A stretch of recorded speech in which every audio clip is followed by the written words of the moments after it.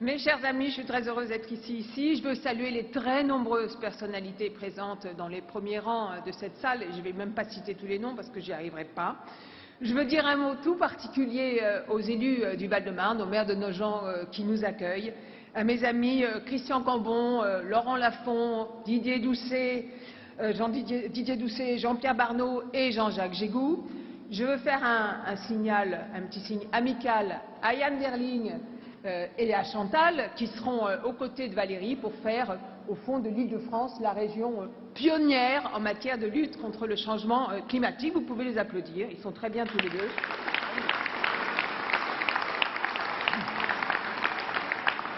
Et je veux dire notre reconnaissance et notre amitié aux milliers de femmes et d'hommes, à vous tous qui êtes là, autour de nous, autour de Valérie, qui êtes notre force et notre atout dans cette compétition qui s'annonce, pour vous tous. En fait, nous sommes rassemblés ici ce matin pour dire deux choses. La première, c'est que l'Île-de-France a un immense besoin de changement. Et la deuxième, c'est que nous te faisons confiance, à toi Valérie, pour porter la promesse de ce changement et pour l'imposer. Et nous te faisons confiance pour être la patronne quand, avec toi, nous aurons gagné.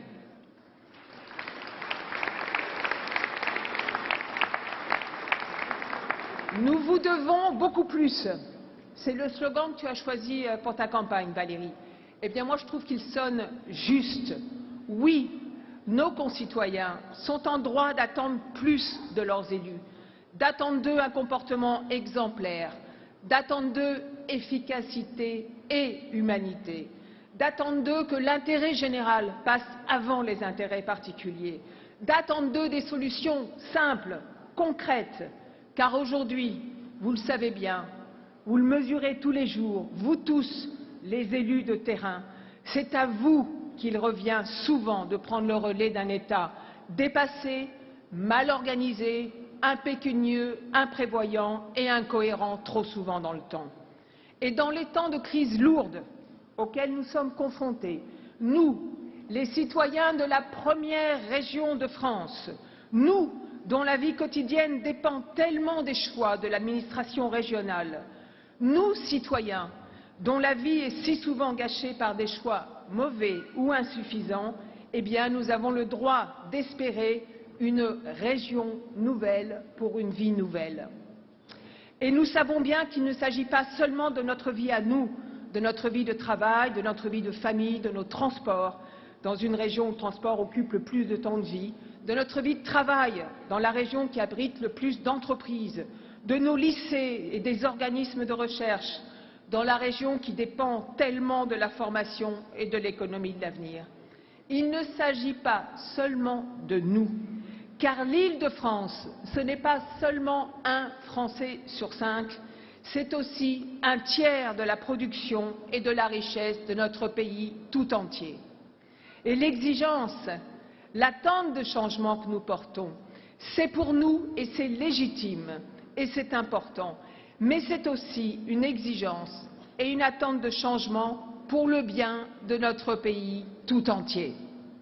Et nous savons une chose, le Parti socialiste qui est au pouvoir dans notre région depuis 17 ans, le Parti socialiste dont le seul souci est de garder ce pouvoir, le Parti socialiste dont les pratiques, les habitudes, le langage n'ont pas changé dans cette région depuis près de 2 décennies, ce Parti socialiste-là ne changera rien. Par nature, je n'aime pas le sectarisme et les réflexes partisans.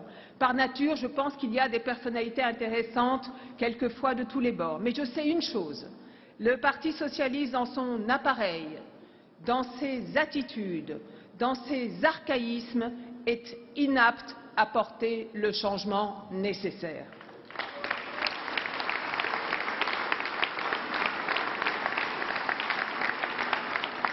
Et si vous voulez que je vous dise le fond de ce que je pense, je crois qu'il est beaucoup plus inapte encore avec le candidat actuel qu'il ne l'était avec le président sortant.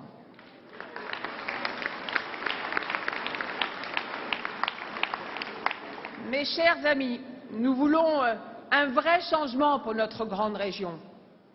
Pas seulement une alternance, comme c'est indiqué à juste titre sur ce pupitre. Bien sûr que c'est nécessaire d'avoir une alternance. Mais nous voulons aussi un vrai changement dans les politiques publiques, dans la manière de faire, dans la manière d'agir, dans la manière de décider, dans les attitudes et dans les comportements. Notre mission, demain, notre mission, elle sera d'être au service de tous les Franciliens. Et il y a deux enjeux qui devront mobiliser tous nos efforts. Enjeu pour la région, enjeu pour le pays. Et c'est d'abord celui de l'emploi. Probablement l'échec le plus terrible des gouvernants français. Chaque fois que l'un de nos compatriotes se trouve durablement privé d'activité professionnelle, ce n'est pas un chiffre de plus qui s'affiche dans les statistiques, c'est un drame. C'est un drame humain pour celui ou celle qui est concerné, avec tout ce qui va avec. Le doute sur soi-même, la perte de confiance progressive, le regard des autres, de sa famille, de ses proches, de ses parents, regard si difficile à supporter, et au bout du compte, la perte d'estime de soi-même.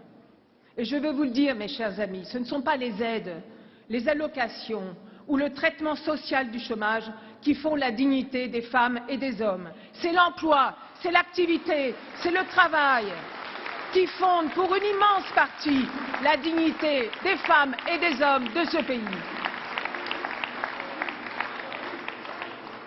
C'est le travail qui leur donne un rôle, une utilité sociale, qui leur apporte autonomie, reconnaissance pour eux-mêmes et respect dans le regard des autres.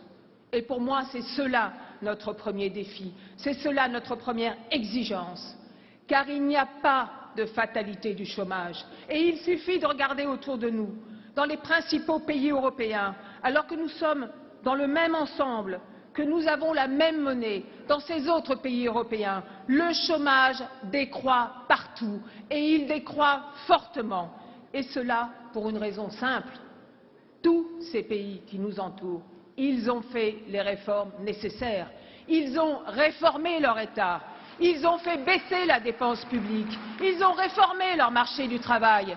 Et il faudra bien que ces réformes voient le jour en France et le plus vite sera le mieux. L'emploi, tout le monde en convient, enfin, aujourd'hui, l'emploi, c'est l'entreprise.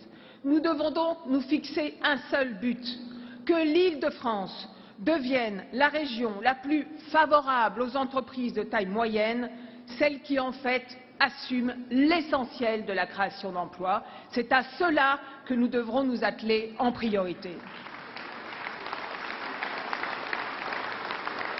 Et deuxième enjeu majeur, il a évidemment un lien très important avec le premier enjeu de l'emploi.